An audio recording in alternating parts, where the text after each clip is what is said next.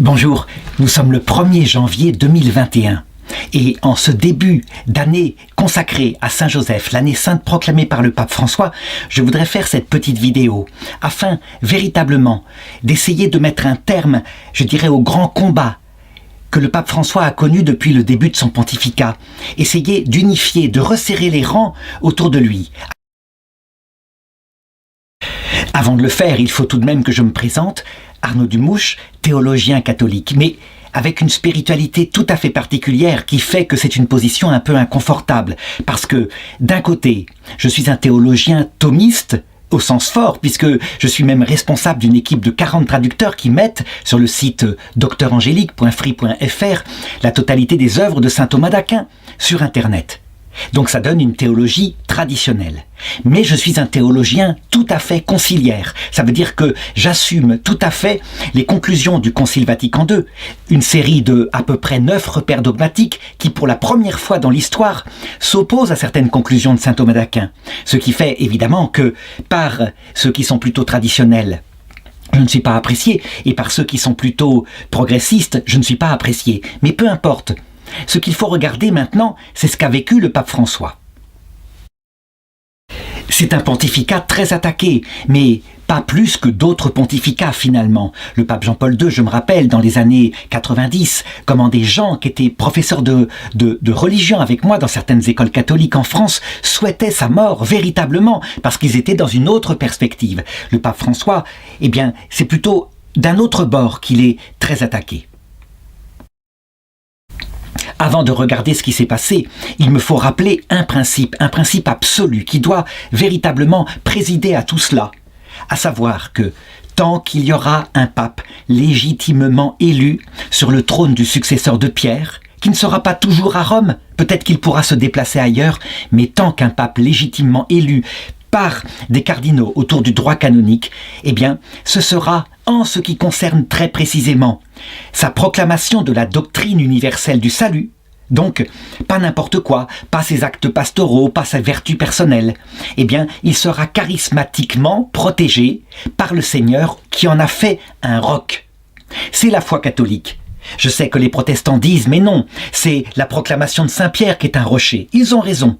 D'autres disent avec les orthodoxes, mais non, c'est, je dirais, le Seigneur lui-même qui est le seul roc de l'Église. Ils ont raison. Mais il n'empêche que le Seigneur a établi, visible sur terre, un rocher en ce qui concerne ce point précis. Quand je dis doctrine universelle, ça veut dire ce qui est au-delà des temps et des lieux, aussi bien dans la foi que dans la morale. Par exemple, une doctrine appliquée comme « il faut faire la guerre à Hitler » que le pape Pie XII enseignait. Eh bien, c'était de la prudence, c'était pastoral, c'était lié à telle époque. Ce n'est donc pas infaillible. Par contre, que la guerre en soi soit toujours un mal et qu'il soit parfois nécessaire de la faire, ça c'est une doctrine universelle, en tout cas pour la première partie. Nous devons toujours garder ça en tête, pour, je dirais, par un acte de foi, malgré la tempête qui règne, toujours garder les 3 blancheurs, Jésus, Marie et ce magistère du pape, un peu comme le font les Italiens. Ça veut dire, sans s'offusquer des erreurs personnelles ou pastorales que peuvent faire les papes, ils ont l'habitude, ça fait 2000 ans qu'ils ont les papes sur leur territoire. Ceci étant dit, quelles ont été les attaques principales que le pontificat du pape François a subies? Eh bien, je voudrais les rappeler. L'une des plus violentes a été l'attaque par l'ancien nonce apostolique en Amérique, Monseigneur Vigano, lorsqu'il a publié sur Internet l'idée que le pape François aurait fait nommer, je dirais de manière légère, et sans lutter tellement contre des évêques et des cardinaux qui avaient pratiqué des abus sexuels et qui n'auraient pas, je dirais, insisté pour que soit écarté, en particulier le cardinal McCarrick, ancien archevêque américain.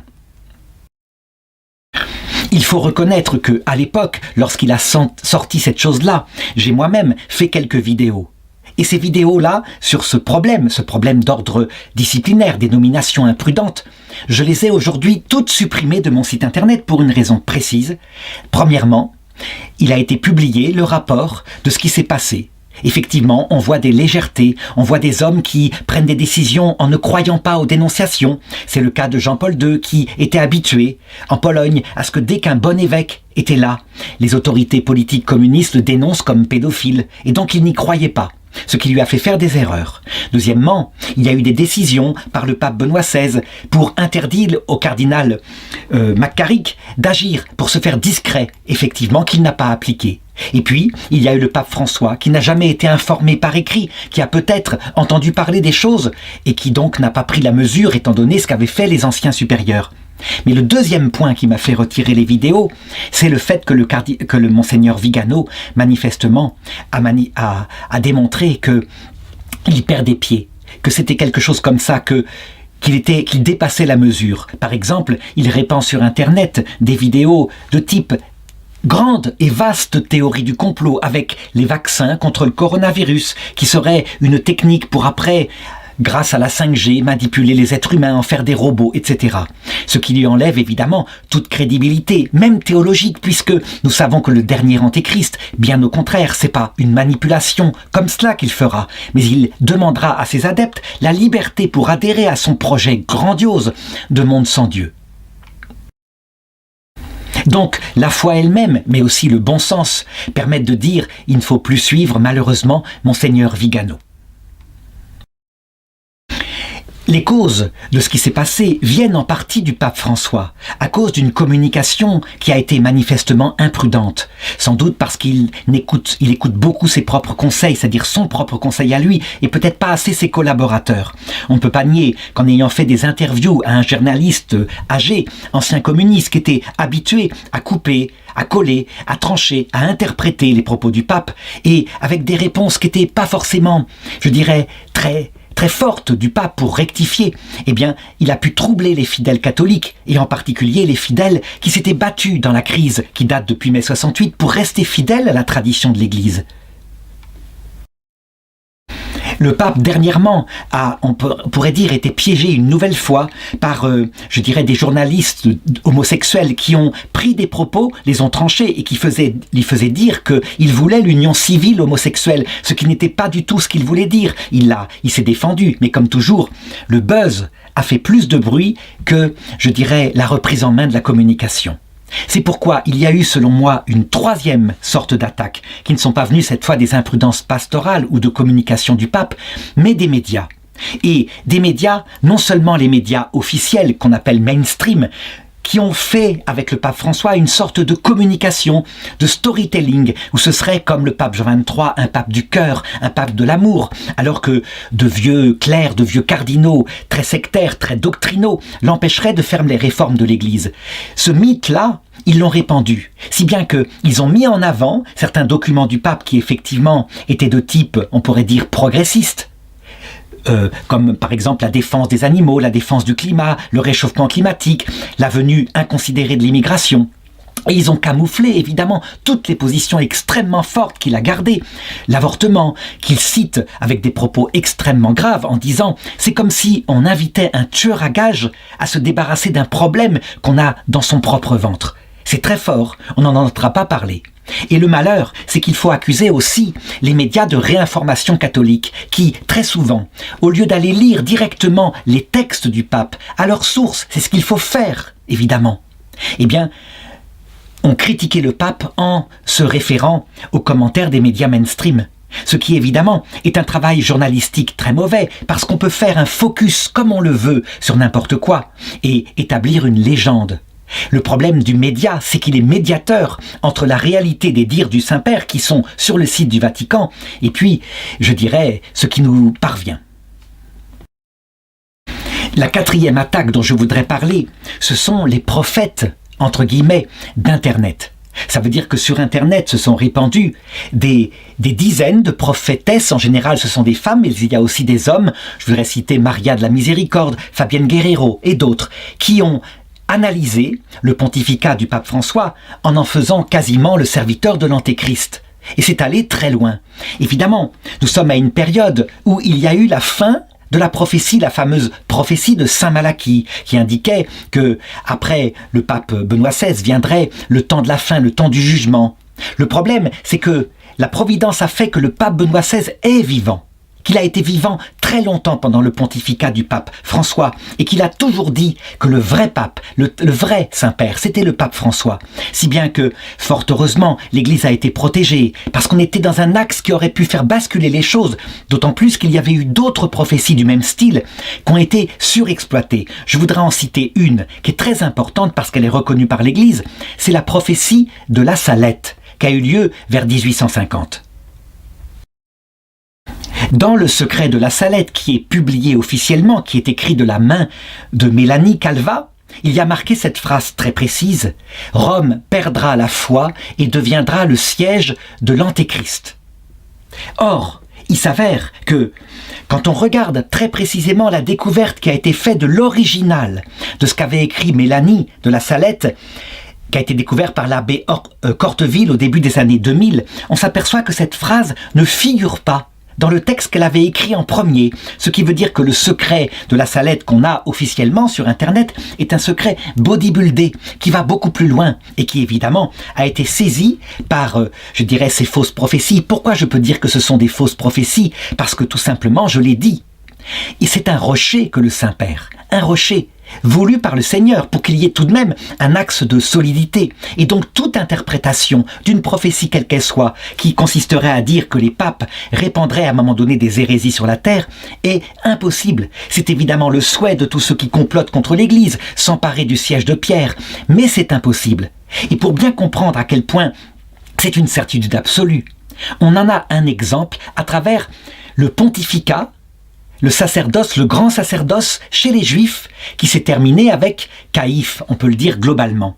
Et on voit très nettement dans l'Évangile selon saint Jean comment le Seigneur peut rendre infaillible un pontificat s'il l'a décidé, parce qu'une prophétie doit sortir d'Israël avant la passion du Christ. Le grand prêtre de cette année-là s'appelait Caïphe, dit saint Jean. C'est au chapitre 11, verset 49.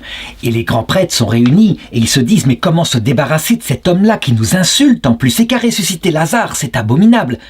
Alors ils discutent à droite à gauche et tout d'un coup Caïphe prend la parole pour dire « Mais vous n'y entendez rien, vous ne comprenez pas qu'il vaut mieux qu'un homme meure plutôt que le peuple tout entier. » Son intention, elle est très précise, elle est de dire « On le tue, il n'y aura pas d'émeute chez le peuple et comme ça les Romains ne tueront pas de la population. » Donc il n'y a aucun propos infaillible. Eh bien, saint Jean commente en disant, en fait, cette année-là, parce qu'il était grand prêtre, il ne parla pas de son propre fond, mais il prophétisa que non seulement Jésus devait mourir pour la nation tout entière, c'est-à-dire le peuple juif, mais aussi pour tous les enfants dispersés dans le monde entier, les enfants de Dieu, ça veut dire pour les païens, pour le monde entier, comme ça s'est réalisé par l'Église. Ce qui veut dire que Dieu peut même se servir d'une phrase inconsidérée d'un grand prêtre pour, s'il le veut, en faire une prophétie extrêmement profonde. Il fera pareil, même si un pape, à titre individuel, était un jour un hérétique. C'est un roc, et donc il faut garder cela en tête. En fait, il est sorti ce jour-là, dans saint Jean, la plus grande, la plus ultime des prophéties du peuple juif. Cela veut dire, pour conclure cette première partie des attaques violentes, et je passerai ensuite à la deuxième partie, que lorsqu'on lit des prophéties comme cela, qui sortent d'Internet et qu'elles ne sont pas conformes au dogme de la foi, il ne faut pas s'en occuper. Ceci ne veut pas dire que la papauté ne disparaîtra pas un jour, bien au contraire. Elle subira sans doute, raconte saint Jean dans le chapitre 21, à la fin de son évangile, elle subira le sort que saint Pierre a réalisé lui-même par sa propre mort. Elle offrira sa vie au Christ. Et c'est ce qui semble dire le troisième secret de Fatima, qui n'a pas simplement un sens pour signifier l'attentat du pape Jean-Paul II, mais manifestement plutôt le martyre final de la papauté. Comment la papauté rendra grâce à Dieu par son offrande finale vers l'époque du dernier Antéchrist. Je voudrais aborder maintenant dans la deuxième partie ce qui sont les attaques les plus profondes, les plus importantes à contrer, parce qu'elles viennent carrément de grands théologiens de très bon niveau, de théologiens fidèles à l'Église, qui ont accusé le pape François d'être un hérétique, donc de proclamer des vérités hérétiques. Et là, je voudrais, en cette année de Saint-Joseph, tout à fait humblement, si c'est possible, montrer qu'on se trompe en réalité. Que pour comprendre ce que le pape François donne à chaque fois comme document, il faut toujours avoir en tête l'un des premiers actes de son pontificat, quand il a canonisé en même temps le pape Jean XXIII et le pape Jean-Paul II. Donc le pape réputé par les médias d'être un pasteur plein d'amour, et le pape réputé par les médias d'être un théologien plein de vérité. S'il les a canonisés en même temps, c'est parce qu'il a voulu montrer, il le dit, que amour et vérité sont absolument inséparables si on veut être chrétien. Il ne faut donc pas se dire pape de Jean XXIII par opposition au pape de Jean-Paul II, ou l'inverse. Il faut les deux ensemble et c'est la seule possibilité d'être un chrétien. Donc, les propos du pape ont été très souvent analysés par de bons théologiens, dont un évêque que j'admire énormément, Monseigneur Athanasius Schneider, qui a dit manifestement, le pape a donné ici quelque chose qui est faux au point de vue théologique et il l'a développé. Et je voudrais montrer maintenant, en prenant quelques exemples, à quel point en fait c'est simplement l'avis de théologiens de la doctrine universelle, ce que je suis aussi, mais qui n'ont pas assez pour basculer quand il le faut sur l'autre regard complémentaire, le regard de la pastorale pratique. Et il n'y a pas d'opposition, il faut tenir les deux en même temps, toujours. Prenons quelques exemples. Le pape, par exemple, part à signer avec le préfet d'une grande université musulmane le décret suivant afin de faire la paix dans le monde. En fait, c'est une sage volonté de Dieu qu'il y ait en cette terre qu'il y ait plusieurs religions, plusieurs races, plusieurs sexes, etc. Et Monseigneur Athanasius Schneider de dire « Mais c'est quoi cette affaire-là » La volonté de Dieu, il le dit explicitement dans l'Évangile, c'est qu'il n'y ait plus qu'un seul pasteur, un seul berger. En réalité, il n'y a pas du tout d'opposition. Monseigneur Schneider, il donne la doctrine universelle, celle qui sera réalisée éternellement dans l'autre monde. Quand le Christ viendra, tous ceux qui le refuseront se mettront librement par un péché contre l'Esprit Saint en enfer, et tous ceux qui l'accepteront venant de toutes les religions, ayant été préparés par des dispositions que Dieu avait mises dans les religions, adhéreront au Christ. Au paradis, il n'y aura plus qu'un seul troupeau, un seul pasteur. Alors, est-ce que c'est une opposition avec ce qu'a dit le pape? Non, parce que le pape, il faut resituer les choses. En fait, il parle de la terre, de la pastorale de Dieu sur cette terre. Cette terre, notre problème à nous, humains, c'est que nous portons en nous les conséquences du péché originel. Et si donc l'Église catholique devenait l'unique religion dans le monde entier, eh bien, nos prêtres, nos évêques se remettraient à tuer pour imposer que cet ordre demeure, parce qu'il y aurait forcément des pensées dissidentes. Et donc, c'est une sage volonté de Dieu, ne serait que quand il voit que nous, chrétiens, nous nous enorgueillissons, eh bien, il divise. Et comme dit Saint Jean Chrysostome, qui a bien connu ça, qui a été persécuté par l'archevêque d'Alexandrie et qui est mort comme ça dans la misère à cause de cette persécution. Un char rempli de vérité, la vérité catholique, et tiré par l'orgueil, va en enfer. Un char rempli d'erreurs, mais tiré par l'humilité, va au paradis. Non pas que l'erreur restera au paradis, le Seigneur la fera disparaître par le souffle de sa venue, mais en attendant, le Seigneur peut très bien permettre et même vouloir certaines divisions théologiques afin de nous apprendre l'humilité. Donc, pas d'opposition, mais simplement toujours distinguer la doctrine universelle. Dieu veut qu'il y ait un seul troupeau, un seul pasteur, et la pastorale, Dieu peut utiliser parfois des moyens provisoirement mauvais pour nous délivrer d'un mal pire qui serait notre orgueil. Or, le pape François ne se situe que en pastorale. Tous les documents que je vais montrer, tous les trucs qui ont posé problème, sont des points de vue pastoraux, donc très importants parce qu'ils viennent compléter théologiquement l'apport de la doctrine universelle que le pape Benoît XVI, Paul VI, Jean-Paul II avaient apporté. Prenons un autre exemple qui vient d'il y a peu de temps. Quand il dit « Je vais changer le catéchisme de l'Église catholique parce que maintenant, à notre époque, étant donné les prisons qu'il y a, la peine de mort est en aucun cas admissible. » Et certains disent « Mais comment ça? Quand on regarde les documents anciens, on voit que la peine de mort est admise toujours, systématiquement. Elle est permise à des États face à certains criminels. » Prenons par exemple un extrait du Concile de Trente qui affirme que ceux qui appliquent la peine de mort à des criminels non seulement ne sont pas coupables de meurtre, mais qu'au contraire ils observent très fidèlement la loi de Dieu qui défend aux criminels de pouvoir triompher sur la terre. En réalité, encore une fois, il faut bien distinguer la doctrine universelle, donc valable à tous les temps et tous les lieux, qui dit que quelles que soient les circonstances, la peine de mort est toujours en soi, par soi, un mal. Je n'ai pas dit un péché, j'ai dit un mal, parce qu'on coupe la tête, par exemple, de quelqu'un qui sera dans l'autre monde s'il se convertit, notre frère. Elle est toujours un mal, comme l'est la guerre. Ça c'est évident. Les catéchistes l'appellent même cette antique malédiction de la guerre. Mais, et c'est là qu'intervient l'application pastorale, dans certaines périodes, elle est nécessaire. La peine de mort est nécessaire, et même la guerre. Cependant, le pape François dit quoi? Il ne change pas la doctrine universelle qui là engage l'infaillibilité de l'Église. Il dit, à notre époque, parce qu'il y a des prisons sûres, on peut dans tous les cas se passer de la peine de mort. Est-ce qu'il a raison? J'en suis pas sûr.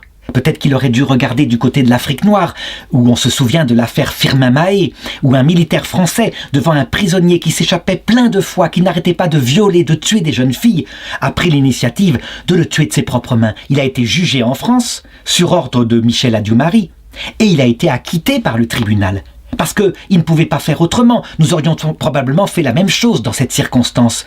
Donc peut-être que le pape François va trop vite, mais cette pastorale-là, elle n'engage pas l'infaillibilité, elle engage la prudence. Et donc, comme dit le pape Benoît XVI, nous devons la recevoir avec un œil ouvert, positif pour comprendre ce qu'il veut dire, mais nous ne sommes pas obligés d'y adhérer. Et c'est justement ce manque de distinction entre doctrine universelle qui implique chez nous un acte de foi d'ordre théologal. Là, l'infaillibilité est engagée, le Christ a protégé son Église. Et puis, les décisions pastorales que prennent les papes ici et là, qui quelquefois sont géniales. Par exemple, je pense à Pie XII, qui demande explicitement qu'en France, il le fait par ses nonces apostoliques, dont le futur pape Jean XXIII, on délivre aux enfants juifs des faux certificats de baptême. Et qu'on mente ainsi aux Allemands parce qu'il faut sauver leur vie. Ce que vont faire les évêques, surtout dans le sud de la France, ce qui va sauver la vie de milliers d'enfants. Eh bien, qu'est-ce qu'il fait là, d'un point de vue pastoral? Il commande quelque chose qui, en soi, est un mal, par soi, abstraitement. Un sacrilège, un faux certificat de baptême, un mensonge, mais qui, dans la circonstance, évidemment, et ça c'est l'analyse pastorale, est un moindre mal. C'est sauver la vie d'enfants, il n'y a pas d'autre solution. Un théologien dogmatique m'avait dit « Ah, c'est pas la meilleure chose qu'a fait le pape Pie XII ». Je lui répondais, mais c'est certainement la meilleure chose qu'il a fait, parce que la vérité, ce que dit la doctrine universelle, c'est que un moyen mauvais ne sera jamais rendu bon, parce qu'on le finalise par une bonne finalité, comme sauver la vie des enfants. Mais c'est un moyen nécessaire, qu'il faut prendre. Donc la guerre ne sera jamais bonne au prétexte qu'il faut la faire à Hitler. N'empêche qu'il faut la faire. Et c'est cette confusion entre le domaine doctrine universelle et puis l'application pratique qui fait qu'on s'en sort jamais. Ceci dit, quand on regarde par exemple certaines propos pastoraux qu'a pris le pape, je vais en citer quelques-uns qu'on m'envoie, est-ce que nous devons accepter son projet de revenu universel, c'est-à-dire que chacun ait un minimum de revenus dans le monde entier? Est-ce que nous devons accepter son projet de contrat qui permette aux homosexuels, non pas d'avoir une union civile, mais de pouvoir hériter les uns des autres? Est-ce que nous devons accepter donc la suppression de la peine de mort? Est-ce que nous devons accepter l'ouverture large à l'immigration, et en particulier musulmane, sur l'Europe? Le pape François semble y être favorable. Est-ce que nous devons considérer, comme dit le pape, qu'il faut toujours placer la sécurité personnelle des migrants avant la sécurité nationale? Eh bien, je répondrai avec le pape Benoît XVI. D'abord, tout cela, ce sont des positions politiques, pastorales éventuellement. Il faut donc les regarder avec un œil sympathique, mais sans forcément y adhérer. Il faut être capable de critiquer ce qui est déséquilibré dans la position du pape. Et il y a certaines positions manifestement ici déséquilibrées par rapport à la doctrine de l'Église. Par exemple, accueillir, je dirais, sans limite les immigrants, surtout musulmans, alors qu'on voit qu'en Europe, il pourrait arriver une libanisation et une guerre civile. Le politique va dire, en lisant le catéchisme de l'Église catholique, mais vous oubliez l'autre aspect. Il y a l'aspect éthique que vous développez, mais l'autre aspect, c'est l'aspect du pouvoir politique qui sait très bien qu'il doit mettre une limite à l'immigration, si ça doit aboutir à pire. Exactement comme le ferait un père de famille. Ma sœur, par exemple, reçoit chez elle depuis toujours une petite jeune fille, dans sa famille, qu'elle aide de tout son cœur. Et elle dit, c'est formidable, l'équilibre de nos enfants est vraiment tout à fait préservé. Est-ce qu'elle pourrait recevoir dans sa famille 10 garçons qui en particulier vendraient du hashish pour les aider? Bien sûr que non, elle serait dépassée et son mari alors mettrait le holà en disant « c'est n'importe quoi, ça va beaucoup trop loin ». Eh bien c'est la même chose pour les États. Donc on regarde avec un œil positif, mais on est capable de faire comme les Italiens et de dire manifestement il y a peut-être un manque de connaissance de ce que c'est que l'islam comme masse. Peut-être pas les individus, mais comme masse, comme civilisation qui toujours, partout où il est arrivé, s'est imposée. Ceci dit, et pour bien montrer à quel point le regard positif, nous devons écouter le pape Benoît XVI et l'avoir tout de même.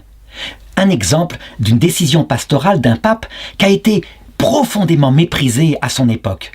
Le pape Benoît XV, en 1917, a émis un document en suppliant les belligérants de la guerre 14 de faire la paix, d'en revenir aux frontières d'avant la guerre, d'arrêter de massacrer la chrétienté, que c'était une religion qui était dépeuplée. Les Français ont répondu, manifestement, on a un pape Bosch, et même un prédicateur en chair de Notre-Dame de Paris l'a dit. Et les Allemands ont dit c'est un Franzose. Il a été méprisé, jamais réhabilité. Eh bien, il aurait fallu regarder avec sympathie ce qu'il disait, parce que maintenant, on le sait qu'il avait raison.